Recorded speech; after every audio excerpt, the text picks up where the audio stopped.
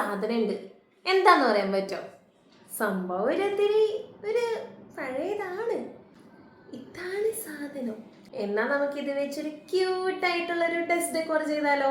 ഈ പെയിന്റ് എന്താന്ന് നിങ്ങൾക്ക് തോന്നുന്നുണ്ടാവും അല്ലേ? നമ്മൾ കളർ ലൈറ്റ് ഒക്കെ കണ്ടിട്ടില്ലേ? ഡിസ്കോ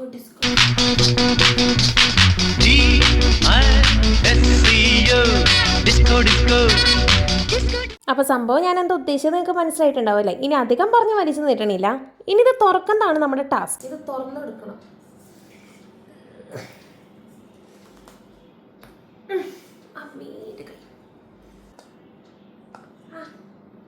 ഇത് തുറക്കാൻ പറ്റണില്ലാന്നേ. എന്ത് ചെയ്യൂ?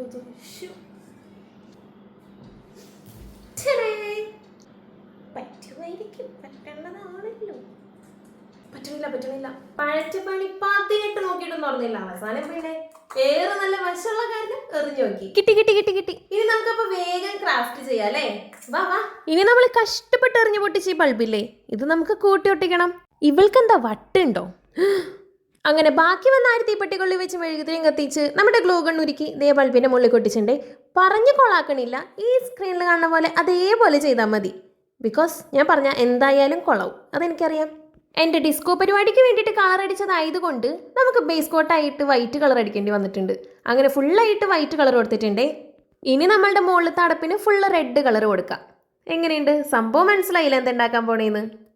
പിന്നെ താഴത്തെ ഭാഗത്ത് കുറച്ച് പുല്ലും അതിൻ്റെ കൂടെ നല്ല ഭംഗിയുള്ള കുഞ്ഞു പൂക്കളും വരച്ചു കൊടുക്കുന്നുണ്ടേ. Set.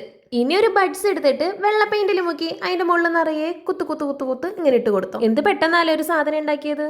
Oh my god, so cute അല്ലേ? എന്ത് രസം കാണാൻ.